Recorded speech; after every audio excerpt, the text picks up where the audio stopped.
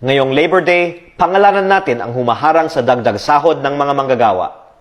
Naipasa na sana ng Kongreso ang karagdagang minimum wage noong huling araw ng 19th Congress. Pero sinabihan umano ni Finance Secretary Ralph Recto ang Senado na huwag itong ipasa.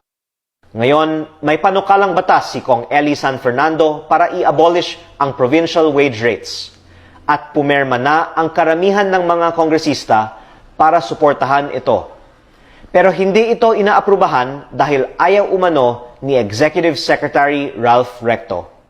Suportado rin ng halos lahat ng kongresista ang pagbaba ng VAT. Pero sinabi sa akin ng ating committee chair na hindi ito pinagbobotohan dahil tutol dito si E.S. Ralph Recto. Pangalanan natin ang humaharang sa pagtaas ng sahod at pagbaba ng buwis para hindi na ito kayang harangin ng hindi nagpapaliwanag sa harap ng sambayanang Pilipino.